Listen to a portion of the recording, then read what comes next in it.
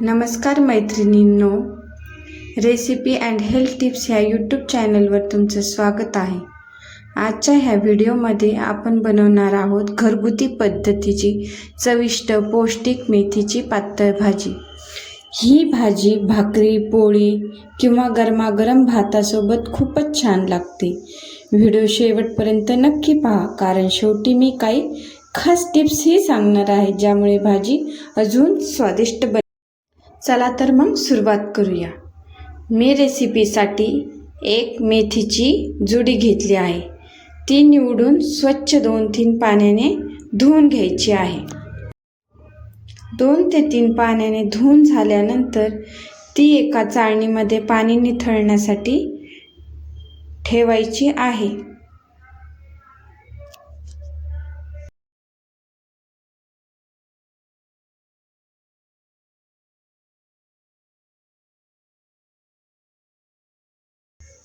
भाजीतले पाणी निथळल्यानंतर मी तिला बारीक चिरून घेतले आहे।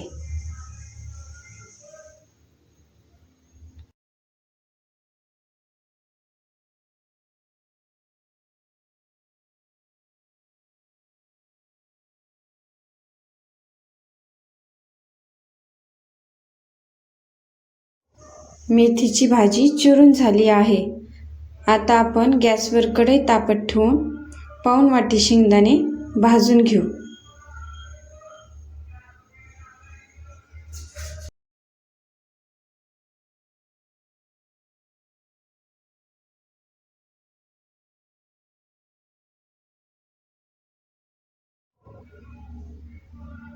शेंगदाणे भाजून झाले आहे। आता आपण 2 कांड्या लसणाच्या सोलून घेऊन त्या खलबत्त्यामध्ये त्याचा ठेचा करून घेऊ।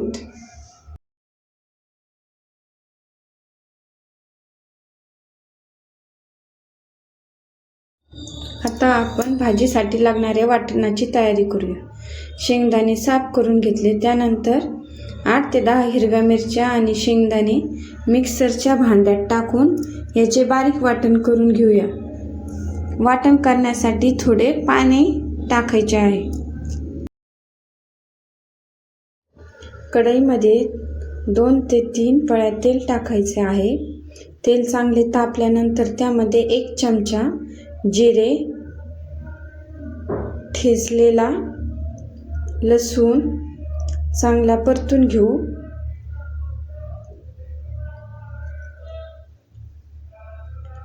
यामध्ये चिरलेली मेथी परतून घेऊ।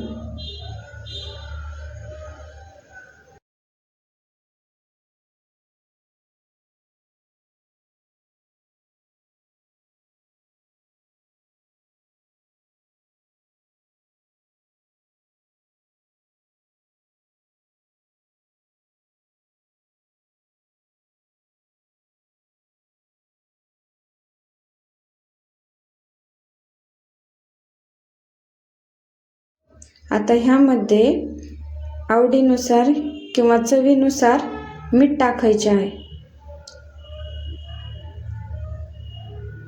मीठ टाकून व्यवस्थित परतून झाले आहे। आता 2 ते 3 मिनिटं झाकण ठेवून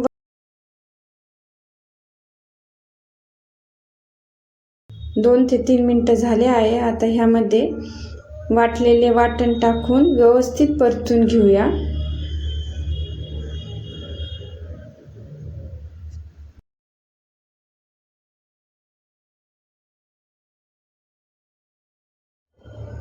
मसाला व्यवस्थित परतून झालेला आहे। आता ह्यामध्ये आपण ग्रेव्हीसाठी पाणी टाकून घेऊ।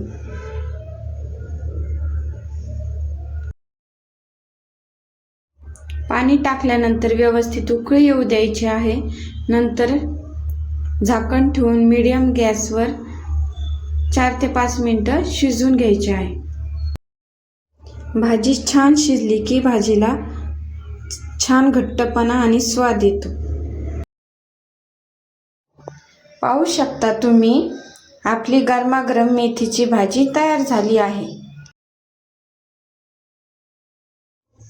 मेथीची भाजी करताना जर तुम्ही मी सांगितलेल्या टिप्स वापरल्या तर तुमची ही भाजी छान होईल। मेथीची भाजी ही खूप वेळ शिजवू नका। त्यामुळे तिचा रंग आणि चव कायम टिकून राहील. पातळ भाजी जर करायची असेल तर त्यामध्ये थोडंसं गरम पाणी टाका. मेथीच्या भाजी करताना त्यामध्ये लसूण थोडा जास्त वापरायचा, त्यामुळे मेथीच्या भाजीला चव छान येते. जर तुम्हाला ही रेसिपी आवडली असेल तर व्हिडिओला लाईक करा, तुमच्या मित्रमैत्रिणींशी शेअर करा आणि अशाच सोप्या पारंपरिक रेसिपीसाठी माझ्या चॅनलला सबस्क्राईब करा. पुन्हा भेटूया एक नवीन स्वादिष्ट रेसिपीसह. धन्यवाद.